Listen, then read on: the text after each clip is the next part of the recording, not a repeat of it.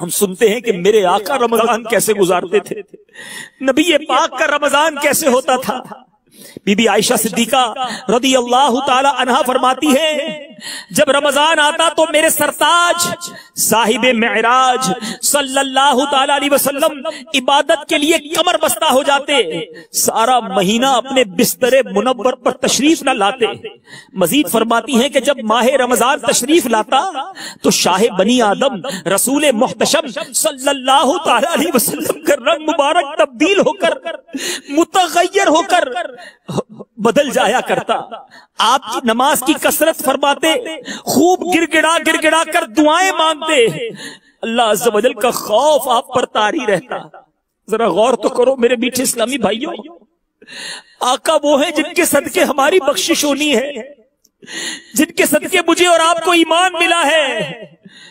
वो इबादत के लिए कमर बस्ता होकर बिस्तर पर तशरीफ ना ले जाते पूरा रमजान, और हम हैं कि बिस्तर से सर ही नहीं उठाते। रोजा क्या रख लिया, बंदा कहता है मैंने आराम करना है खूब। नहीं मेरे मीठे इस्लामी भाइयों, आराम के और दिन हैं।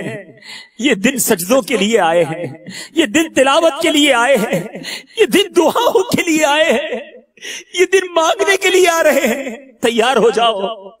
और आपने सुना कि आका पर रब का खौफ तारी हो जाता।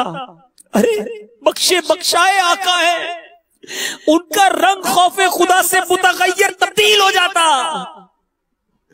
हमारे अंदर कोई तब्दीली क्यों नहीं आती?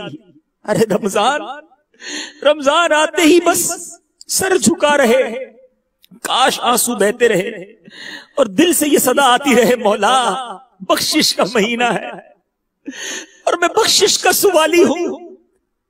तेरे नेक बंदे तुझे राजी कर रहे मालिक, इस गुनाहगार को भी बख्श दे, इस गुनाहगार का नाम भी लिख ले।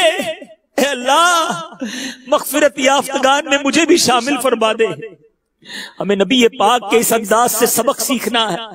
ये रमजान तफरी के लिए नहीं, रमजान टाइम पास करने और टेलीविजन पर उल्टे सीधे प्रोग्राम देखने के लिए नहीं आया। रमजान अल्लाह को राजी करवाने के लिए आया है।